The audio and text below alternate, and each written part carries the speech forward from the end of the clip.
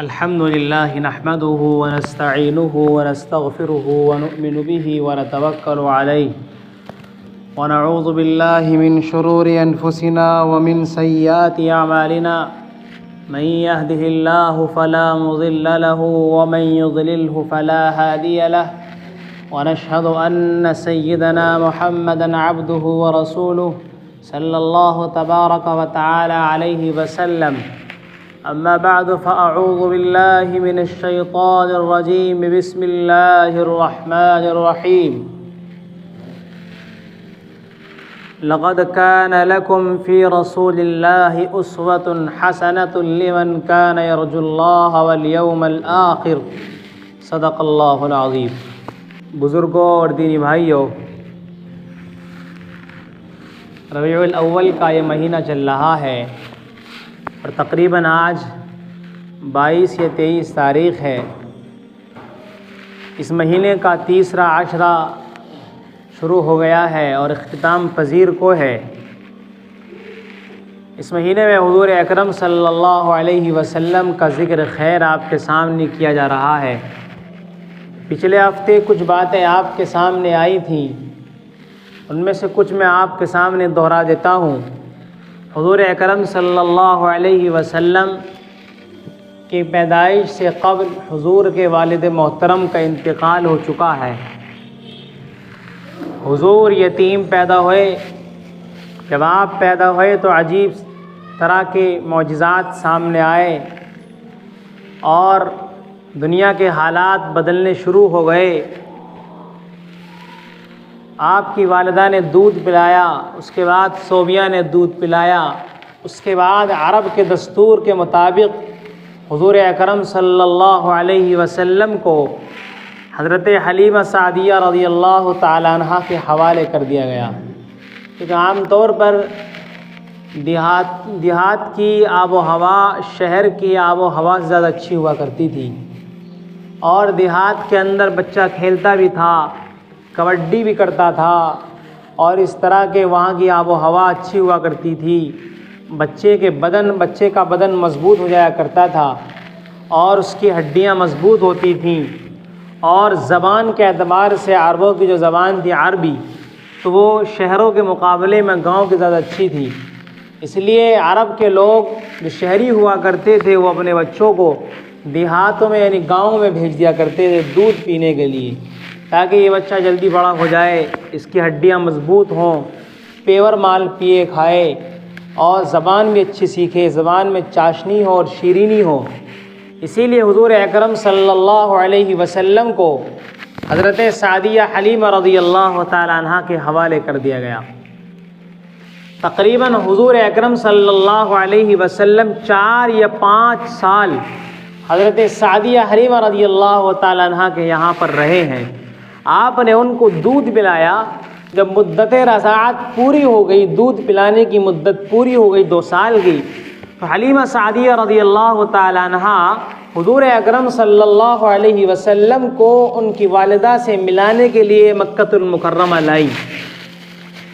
جب ملانے کے لیے لائی ہے تو حلیمہ سعدیہ کا بچے کو چھوڑنے کو دل نہیں کر رہا، اس لیے کہ اس بچے کے اندر عجیب صفت ہے.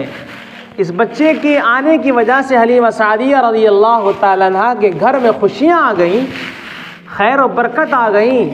جو بکریاں اب سے پہلے خالی تھن لوٹا کرتی تھیں، اب وہ بکریاں دودھ سے بھر کر آ رہی ہیں. اور جس اونٹنی کے اندر کبھی دودھ نہیں ملتا تھا، وہ اونٹنی دودھ سے لبالب ہے. تو حلیمہ سعدیہ رضی اللہ تعالیٰ عنہ نے آپ کی والدہ آمنہ سے فرمایا، سیدہ مجھے اس بچے کو دوبارہ واپس کر دو تاکہ یہ بچہ اور مضبوط ہو جائے اور میں اس بچے کی خوب فکر کر سکوں. سیدہ آمنہ نے حضور اکرم صلی اللہ علیہ وسلم کو حضرت سعدیہ حلیمہ کے حوالے کر دیا. اب اپنے گھر لائی ہیں، قبیلے بنو سعد میں لائی ہیں. اس کے کچھ سال بعد، تقریباً آپ کی عمر 4 سال میں تھی یا 5ویں سال میں تھی، اس پر اتفاق نہیں ہے مورخین کا، 4 سال تھا یا 5واں سال تھا، سب سے بڑا واقعہ پیش آیا. واقعہ پیش یہ آیا حضور اکرم صلی اللہ علیہ وسلم بچپنے کی حالت میں ہیں، ابھی بچے ہیں، 4 یا 5 سال کی عمر ہے، اور آپ کے بھائی بھی ہیں جو آپ کے جو رضاعی بھائی ہیں وہ، اور آپ ایک میدان میں کھیل رہے ہیں اور آس پاس بکریاں چر رہی ہیں۔ اچانک جبرائیل امین علیہ السلام تشریف لاتے ہیں۔ پوری کائنات کا سب سے پہلا آپریشن حضور اکرم صلی اللہ علیہ وسلم کا ہو رہا ہے۔ کیا ہو رہا ہے؟ آپریشن، اور وہ بھی دل کا آپریشن، ہارٹ کا آپریشن، سرجری آف ہارٹ حضور اکرم صلی اللہ علیہ وسلم کی اس کائنات میں سب سے پہلے ہو رہی ہے۔ حضور کھڑے ہیں، جبرائیل امین تشریف لاتے ہیں، آپ کو پکڑا اور پکڑ کر دبایا، نیچے بٹھایا۔ حضور اکرم صلی اللہ علیہ وسلم کے رضاعی بھائی بھاگ جاتے ہیں۔ حضور اکرم صلی اللہ علیہ وسلم کے سینے کو چیرا، جبرائیل امین نے یوں ہاتھ پھیرا، چیر گیا۔ چرنے کے بعد جنت سے تشت لائے تھے پلیٹ، اس پلیٹ میں آپ کے دل کو رکھا اور دل کو آب زمزم سے دھویا۔ اس کے بعد جو دل میں گندگی تھی، جو شیطانی وسوسے تھے، ان کو نکال کر پھینکا اور دل کو دھویا، اور اس کے بعد حضور اکرم صلی اللہ علیہ وسلم کے قلب اطہر کو وہیں پر فٹ کر دیا، اور فٹ کرنے کے بعد ہاتھ پھیر دیا اور سینہ بند کر دیا، ہاتھ پھیر دیا، سینہ بند ہو گیا۔ چنانچہ سیدنا انس رضی اللہ تعالیٰ عنہ فرماتے ہیں کہ نبوت کے بعد بھی نشانات آپ کے سینے مبارک پر تھے، اس لیے کہ آپریشن ہوا تھا، اس لیے آپ کے وہ نشانات سینے پر موجود تھے۔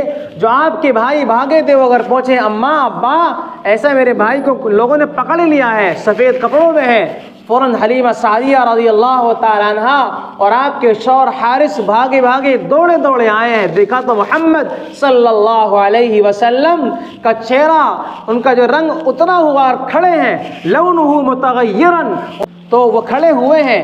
فرمایا بیٹا کیا ہوا؟ فرمایا ایک آدمی ایسا آیا تھا، اس نے پتہ نہیں میرے سینے میں کیا کیا، مجھے پتہ نہیں ہے، بس یہ سننا تھا۔ حلیمہ سعدیہ رضی اللہ تعالیٰ عنہ ڈر گئی کہ اس بچے کے پیچھے کوئی لگ گیا ہے، کچھ ہونے والا ہے اس بچے کو۔ فوراً اپنے شوہر سے کہا، اور شوہر اور بیوی دونوں اس بچے کو لے کر تقریباً 4 یا 5ویں سال میں آمنہ رضی اللہ تعالیٰ عنہ کے حوالے کرائی مکہ المکرمہ۔ کہنے لگی حلیمہ سعدیہ سیدہ، اس بچے پر مجھے اب ڈر ہونے لگا ہے۔ آمنہ فرماتی نانا، اس بچے کی تو بڑی شان ہے، اس بچے کو کچھ نہیں ہو سکتا۔ خیر، حلیمہ سعدیہ رضی اللہ تعالیٰ عنہ آپ کو اپنی والدہ کے پاس چھوڑ آئی ہیں۔ کچھ سال کے بعد، تقریباً 6 سال میں جب آپ چل رہے ہیں، اس کے بعد سیدہ آمنہ کو ایک امنگ محسوس ہوئی۔ امنگ محسوس یہ ہوئی کہ اس بچے کو اس کے ننھیال لے جایا جائے۔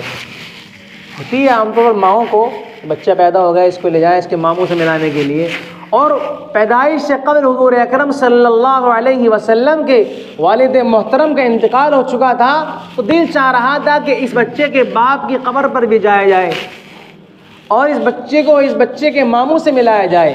خیر، آپ کے ساتھ آپ کی باندھی ام ایمن رضی اللہ تعالی عنہا اور آپ کی والدہ، 3 آدمیوں کا قافلہ مکہ المکرمہ سے مدینہ منورہ گیا ہے۔ وہاں آپ 1 مہینہ قیام رہے ہیں۔ اس کے بعد وہاں پر آپ نے تیرنا بھی سیکھا ایک جوڑ تالاب کے اندر۔ جب آپ وہاں سے واپس آ رہی ہیں تو راستے میں مقام ابوا پر حضور اکرم صلی اللہ علیہ وسلم کی والدہ محترمہ کی طبیعت بگڑنی شروع ہو گئی، طبیعت بگڑتے چلی گئی۔ تو بہرحال مقام ابوا پر حضور اکرم صلی اللہ علیہ وسلم کی والدہ بھی انتقال فرما گئی۔ اللہ اکبر! کیسا لمحہ ہوگا کہ پیدائش سے قبل بچے کا باپ مر چکا ہے، اور اب بچہ 6 سال کی عمر میں ہے، اور تیسرا چوتھا کوئی نہیں ہے، خالص 2 عورتیں ہیں، ایک بچہ ہے، چوتھا کوئی ہے بھی نہیں، کوئی ساتھ میں مرد بھی نہیں ہے۔ حضور اکرم صلی اللہ علیہ وسلم کی والدہ محترمہ کا انتقال ہو چکا ہے۔ اب پتہ نہیں قبر کس نے کھودی ہوگی، یہ ابھی مفسرین نے نہیں لکھا، نہ مورخین نے لکھا، نہ تاریخ نگار نے لکھا، نہ سیرت نگار نے لکھا کہ قبر کس نے کھودی ہے۔ حضور اکرم صلی اللہ علیہ وسلم کی والدہ کو ام ایمن رضی اللہ تعالی عنہا نے دفن کر دیا۔ دفن کرنے کے بعد جب چلنے کا وقت آیا تو حضور اکرم صلی اللہ علیہ وسلم اپنی والدہ کی قبر پر چمٹ گئے۔ بچہ ہوتا ہے اسے کیا پتا موت کا زندگی کا کہ موت کیا ہے, زندگی کیا ہے, جینا کیا ہے, مرنا کیا ہے. اماں حضور اکرم صلی اللہ علیہ وسلم کو سیدہ ام ایمن رضی اللہ تعالیٰ عنہ نے پکڑا اور لے کر چلی گئیں اور مکہ المکرمہ لا کر آپ کو آپ کے دادا محترم کے حوالے کر دیا, عبد المطلب کے حوالے کر دیا. عبد المطلب کو آپ کے دادا کو آپ سے بڑی محبت تھی, اتنی محبت تھی کہ آپ کو اپنے پہلو میں بٹھایا کرتے تھے. کعبۃ اللہ کے برابر میں عبد المطلب کے لیے فرش بچھا کرتا تھا بیٹھنے کے لیے, اور ان کے بیٹے جو 10 بیٹے تھے وہ ارد گرد بیٹھتے تھے. تو حضور اکرم صلی اللہ علیہ وسلم کی جرأت دیکھیے, آپ کی عظمت اور آپ کی شان دیکھیے کہ آپ اپنے دادا کے مصلی پر بیٹھ جایا کرتے تھے. ان کے بیٹے یعنی عبد المطلب کے بیٹے آپ کے چچا آپ کو اٹھاتے تھے تو عبد المطلب کہتے تھے نہیں چھوڑ دو اس بچے کو, اس بچے کی شان نرالی ہے, یہ میرا پوتا ہے, میرا عزیز ہے, میں اس سے بڑی محبت کرتا ہوں. حضور اکرم صلی اللہ علیہ وسلم کو اپنے پاس بٹھا دے, کبھی کاندھے پر بٹھا دے, کبھی گود میں بٹھا دے, کبھی بوسہ دے دے. کیوں؟ آپ خوبصورت تھے, آپ حسین تھے, آپ انتہائی جمیل تھے. کائنات کے اندر ایسا شخص کبھی پیدا نہیں ہوا. آپ کے والد محترم انتقال ہو گیا, والدہ بھی انتقال کر گئی. اب آپ کی تربیت آپ کے دادا نے کی ہے. جب آپ 8ویں سال پورا ہو چکا آپ کی عمر کا, 9ویں سال میں آپ قدم رکھ رہے ہیں, 8 سال 2 مہینے 10 دن کے ہو چکے ہیں, تو اس دن حضور اکرم صلی اللہ علیہ وسلم کے دادا بھی دادا بھی ختم, ماں بھی ختم, باپ بھی ختم, دادا بھی ختم. دادا کا انتقال کے بعد حضور اکرم صلی اللہ علیہ وسلم کو آپ کے دادا نے اپنی وفات سے قبل جو آپ کے سگے چچا تھے ان کے حوالے کر دیا, ابو طالب کے, کیونکہ آپ کے والد محترم اور آپ کے چچا ایک ماں سے تھے. ان چچا نے حضور کی کفالت 40 سال تک کی ہے, اور ایسی کی ہے کہ ایسی اپنے بیٹوں کی بھی نہیں کی. اتنی محبت ہر اعتبار سے, دین کے اعتبار سے, دنیا کے اعتبار سے, تجارت کے اعتبار سے, گھر کے اعتبار سے, روٹی کپڑے کے اعتبار سے, ہر اعتبار سے اتنی جو ہے فکر کی ہے آپ کے چچا نے کہ اتنی اپنے بیٹوں کی بھی نہیں کی. بہرحال 12 یا 13 سال کی عمر میں آپ کے چچا ملک شام کا سفر کرتے ہیں, سیریا کا سفر کرتے ہیں تجارت کے لیے. تو حضور اکرم صلی اللہ علیہ وسلم نے خواہش ظاہر کی کہ چچا جان میں بھی آپ کے ساتھ جانا چاہتا ہوں ملک شام تجارت کے لیے. تو حضور اکرم صلی اللہ علیہ وسلم کو آپ کے چچا اپنے ساتھ لے گئے. مقام بصرہ پہنچتے ہیں تو وہاں پر ایک گرجا گھر تھا. اس گرجا گھر کے اندر ایک راہب تھا جس کا نام تھا جرجیس, بحیرہ جرجیس اس کا نام تھا. اس نے دیکھا کہ ایک بچہ ہے اور اس بچے کے اوپر بادل بھی سایہ کر رہا ہے. اس بچے کو پیڑ جھک کر سلام کرتا ہے, پتھر اس کو سلام کر رہے ہیں. بچہ جہاں جاتا ہے اس پر دھوپ نہیں پڑتی, اس بچے کے اوپر بادل سائبان بنا کھڑا ہے.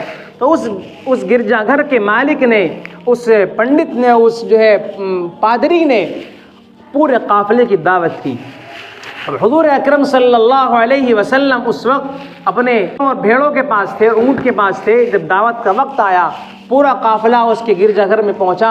اس نے دیکھا کہ وہ بچہ کہاں ہے, کیونکہ اس کی جو اصل چیز تھی بچہ تھا, بچہ نظر نہیں آیا. اس نے کہا بچہ کہاں ہے؟ وہ فرمایا وہ بچہ وہاں ہے, بلا کر لاؤ. دعوت تو اصل اس کی تھی, آپ تو طفیلی ہو دعوت میں, دعوت تو اصل بچے کی تھی, آپ طفیلی ہو.